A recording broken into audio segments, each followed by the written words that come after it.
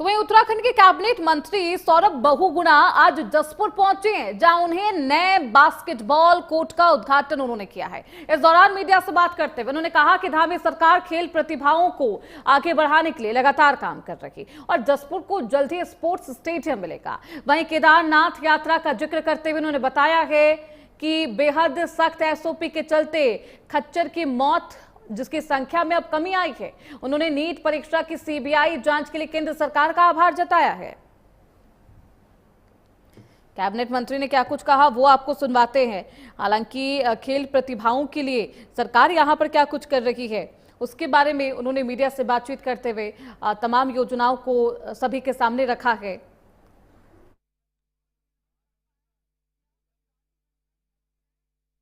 करी है कि उन्होंने यहाँ पर युवाओं के खेलने के लिए एक बास्केटबॉल कोर्ट की यहाँ पे स्थापना कराई है।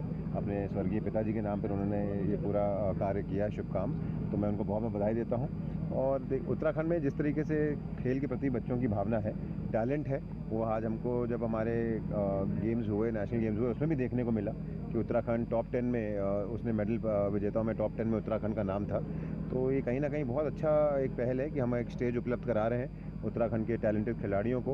उत्तराखंड में टैलेंट की कमी नहीं है, सिर्फ उनको स्टेज मिलना चाहिए, प्रॉपर ट्रेनिंग मिलनी चाहिए। अभी मुझे सिंगल जी बता रहे थे कि वो यहाँ पर 400 मीटर का रनिंग ट्रैक भी उसको डेवलप करने जा रहे हैं।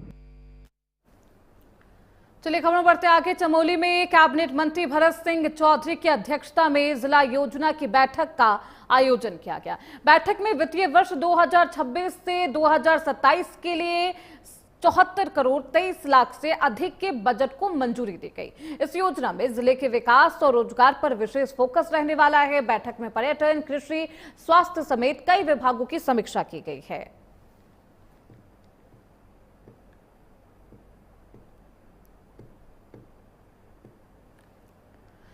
तो बैठक की तस्वीरें हैं। बजट यहां पर आवंटित किए गए हैं कृषि विभाग के लिए, पर्यटन के लिए। प्रभारी मंत्री भरत चौधरी ने बैठक की है। चमोली के विकास को एक नई रफ्तार देने की यहां पर कोशिश की जाएगी।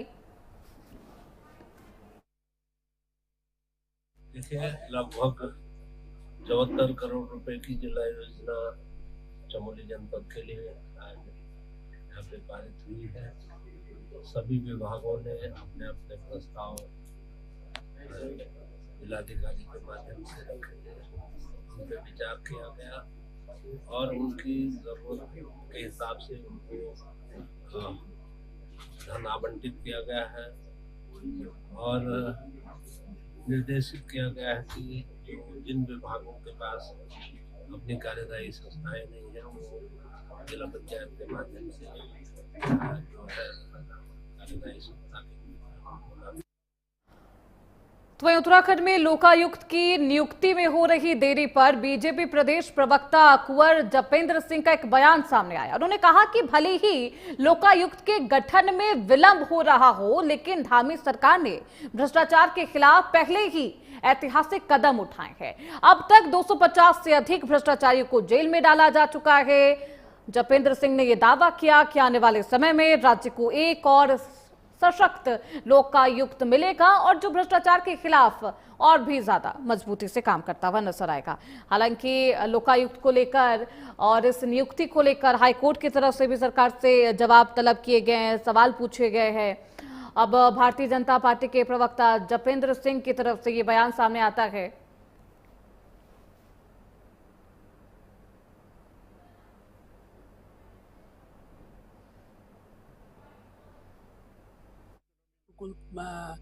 इन समस्याओं के समाधान के रास्ते निकाले भी जाएंगे और प्रदेश के मुख्यमंत्री जी ने सब प्रकार से चीज़ों को संभाला हुआ है। मैं कह सकता हूँ यात्रा इस बार अभूतपूर्व यात्रा रहने वाली है और पिछले 50 लाख से ज़्यादा यात्री आए थे। इस बार निश्चित रूप से हमको लगता है कि 80 लाख।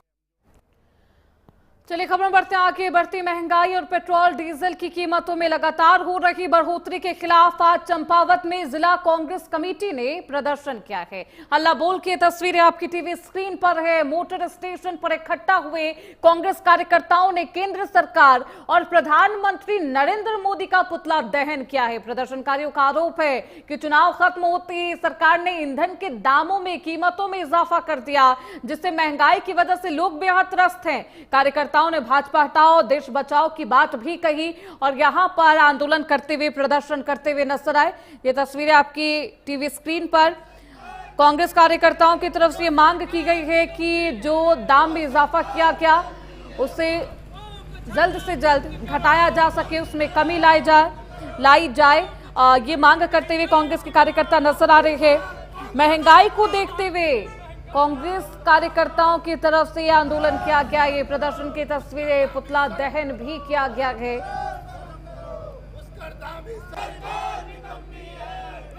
रोटी दे न सके जो सरकार निकम्मी है, जो सरकार निकम्मी है, वो सरकार बदलनी।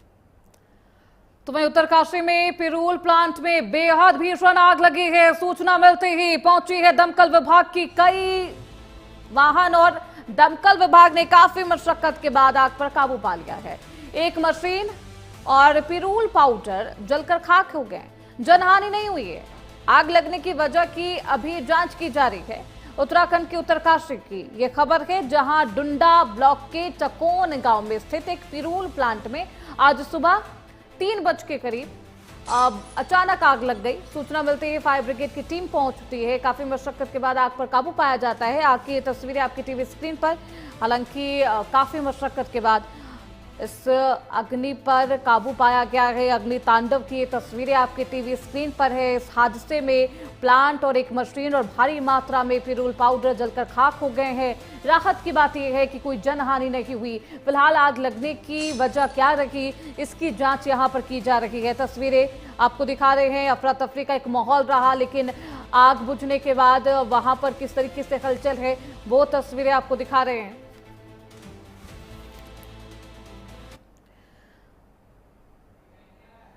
तो वहीं रुड़की में बर्थडे पार्टी में युवक का कारनामा, अवैध तमंचा लेकर डांस करने का एक वीडियो वायरल हुआ। हरिद्वार एसएसपी के निर्देश पर अब सख्त एक्शन की जरूरत। पुलिस ने एक आरोपी युवक को गिरफ्तार भी कर लिया है। अवैध तमंचे और जिंदा कारतूस भी बरामद किया गया। सोशल मीडिया पर रील और अपनी हनक दिखाने की कोशिश किया करता था। सोशल मीडिया पर रील बनाने का बेहद शौकीन था ये युवक को अब जेल में डाला गया है। दरअसल एक बर्थडे पार्टी में अवैध तमंचा लहराता हुआ उसका एक वीडियो वायरल हुआ। वीडियो वायरल होने के बाद हरिद्वार के एसएसपी के निर्देश पर पुलिस ने तुरंत कार्रवाई करते हुए एक्शन लेते हुए पुलिस ने शाकुंभरी इनक्लेव के रहने वाले आरोपी अंशुल कुमार को एक अवैध तमंचे और जिंदा कारतूस के साथ गिरफ्तार किया। पुलिस का साफ कहना है कि हथियारों का ऐसा प्रदर्शन किसी भी सूरत में बर्दाश्त नहीं किया जाएगा।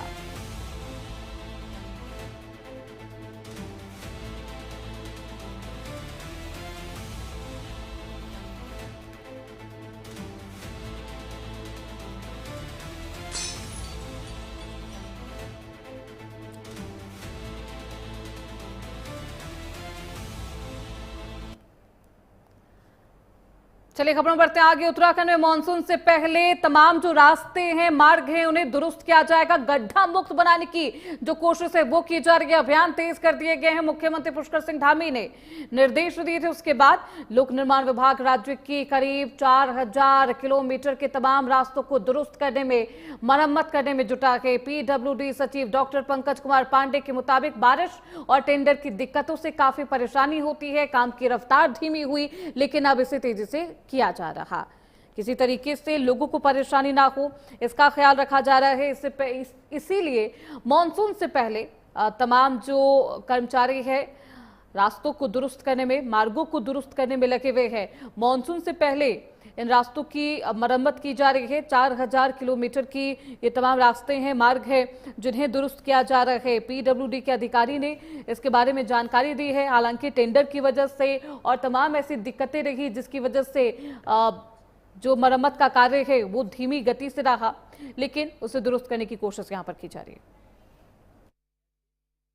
कि हम लोगों ने जो बारिश से पहले हम लोग गड्ढा मुक्त करते हैं अपनी सारी सड़कें, उसमें 4000 किलोमीटर करीब जिस पे काम चल रहा है। 15 तारीख लास्ट डेट है उसकी कंप्लीट करने की, जो हम लोग ने टारगेट रखा था। बीच बीच में बारिश हो जाने की वजह से और बिटुमिन की वजह से थोड़ा वो डिले चल रहा है, लेकिन फिर भी क्योंकि उसके टेंडर हमने बाद में किए थे जब रेट ऑलरेडी थोड़े से ज़्यादा हो गए थे, तो उस पर इतना इशू नहीं आएगा, उस पर काम चल रहा है। बट जो टेंडर मार्च से पहले के निश्चित रूप से उसमें इशूज आ रहे हैं, तो उसको हम लोग उसका रास्ता हम लोग निकाल रहे हैं, कैसे उसको हम डिवेलप करें। तो वही चंपावत जिले में भारत जनगणना 2027 अभियान की अब जो रफ्तार है वो तेज हो चुकी है। जिलाधिकारी मनीष कुमार के मार्गदर्शन में इस राष्ट्रीय अभियान को डिजिटल तकनीक के माध्यम से तेजी और पारदर्शिता के साथ चलाया जा रहा। प्रशासन की सक्रियता का ही नतीजा है कि जिले में अब तक 93.11% HLB गणना का काम पूरा कर लिया गया है। इस महाअभियान को समय से पूरा करने के लिए प्रशासनिक टीमें लगातार ग्राउंड पर डटी हुई है।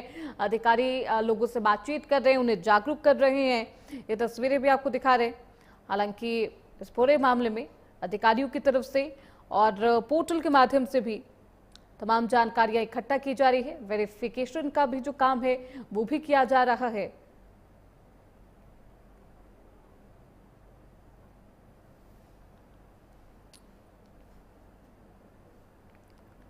तो अधिकारी घर घर जाकर वेरीफाइड करते हुए, वेरिफिकेशन करते हुए नजर आ रहे हैं। प्रशासनिक टीमें लगातार ग्राउंड पर डटी हुई है और ऐसे में इस अभियान में तेज रफ्तार देखने को मिले।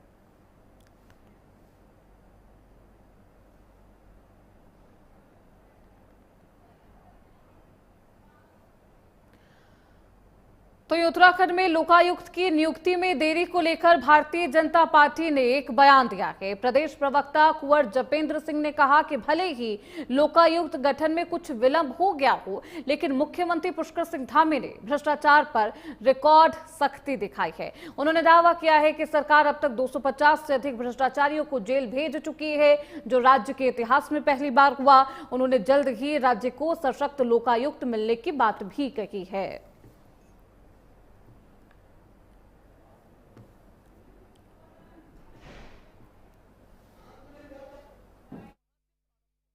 लोकायुक्त की नियुक्ति को लेकर कुछ विलंब हुआ है, लेकिन लोकायुक्त की नियुक्ति के विलंब के साथ जो लोकायुक्त ने भ्रष्टाचार के मामलों की सुनवाई करनी थी या जो इस पर कार्रवाई करनी थी, राज्य सरकार और युवा मुख्यमंत्री धामी जी ने 2 कदम आगे बढ़ते हुए लोकायुक्त की नियुक्ति से पहले ही उत्तराखंड के अंदर भ्रष्टाचार का पर्दाफाश करने में, भ्रष्टाचारियों को सलाखों के पीछे भेजने में अपने कर्तव्यों का ईमानदारी से निर्वाह करा है। 250 से ज्यादा भ्रष्टाचारी सलाखों के पीछे भेजे गए हैं। 25 साल की उत्तराखंड की राजनीति में ऐसा नहीं हुआ था और निश्चित तौर पर वो दिन भी भारतीय जनता पार्टी के शासन में और युवा मुख्यमंत्री धामी जी के नेतृत्व में आएगा कि जब उत्तराखंड वासियों को सशक्त लोकायुक्त दिया जाएगा। और वो लोकायुक्त माननीय मुख्यमंत्री धामी जी से भी आगे बढ़कर, अगर धामी जी ने 250 से ज्यादा भ्रष्टाचारियों को जेल भेजा है तो लोकायुक्त 500 से ज्यादा भ्रष्टाचारियों को जेल भेजने का काम करे। तो फिलहाल इसी के साथ उत्तराखंड स्पीकिंग बस इतना ही। रुकेंगे छोटे से ब्रेक के लिए, जल्द लौटेंगे।